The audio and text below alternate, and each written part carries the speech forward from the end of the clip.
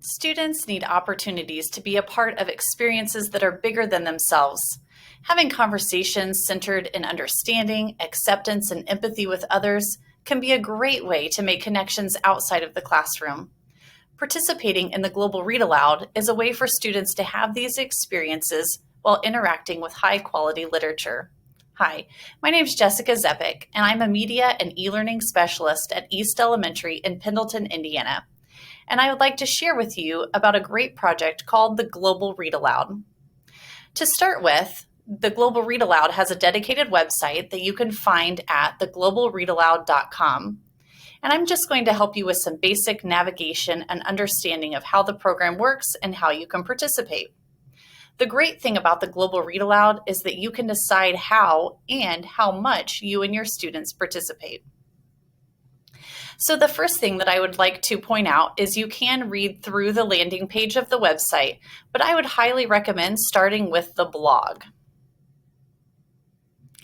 Basically, the premise of the Global Read Aloud is that teachers and students from all over the globe connect centered around a piece of literature that both students are exposed to. So if you look at the blog, I would scroll down a little ways to the March 15th post, and this is where you will find the books chosen for this year's Global Read Aloud. So every year, new books are chosen. And so this year, you can see the picture book author study, the early readers, middle grade, and middle school choices. I'm going to go ahead and click on the picture book author study so you can see what that looks like as an example.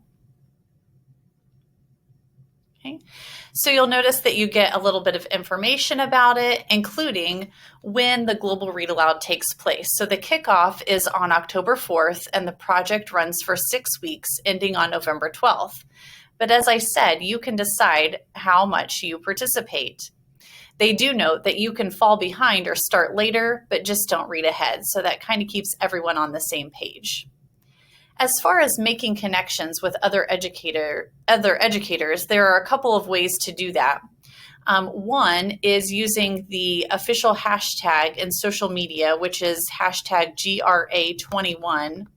But then each groups have their own hashtags. So notice that the picture book here, the author book study, has the hashtag of GRA Duncan. There's also a Facebook group dedicated to each of the selections for the Global Read Aloud, and those links are also in the blog post. So you can go there to join the Facebook page and find other educators who are interested in making connections.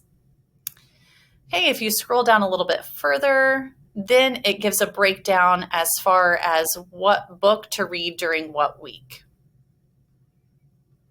So you'll see the selections there.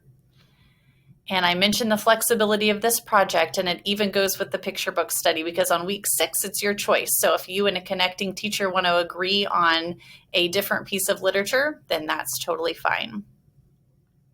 Okay, I'm going to go back to the blog post and just show you the early reader's choice as well. So you'll notice, much like the author book study, you get that information, you get the specific social media hashtag for this particular book, a link to join their main Facebook page, and then also a breakdown of when to read what chapters.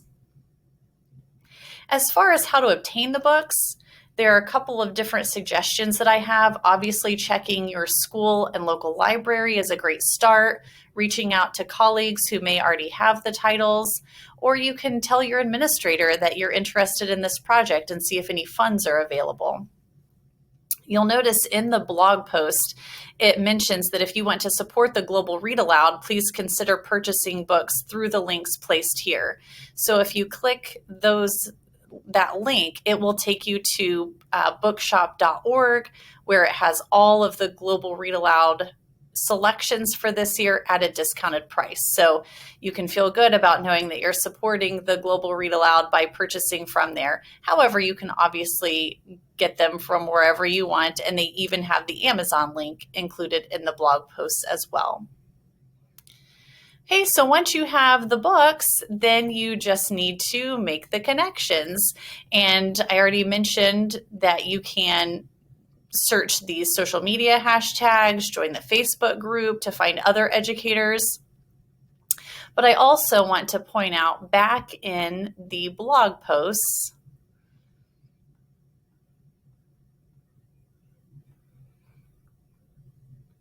on the July 8th post, there is a link to a shared resource document for all books. So this is extremely helpful because what it is a spreadsheet full of wonderful resources to go along with these books.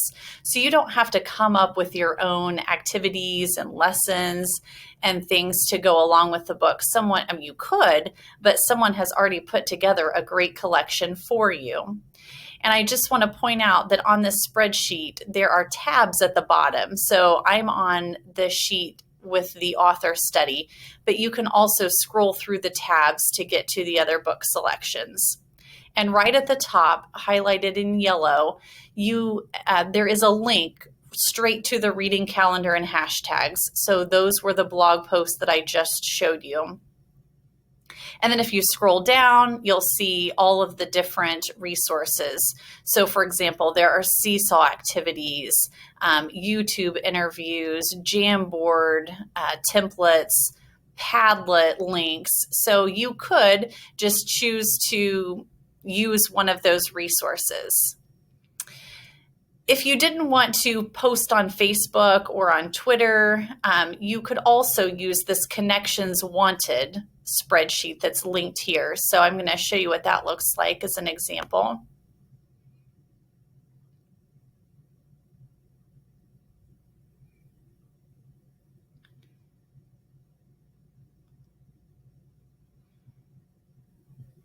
Okay, so notice that they have a place where you can add your name, your contact information, age group, number of students, your location. So it's just a nice place for all of the educators who are interested in participating in this project to put their information out there.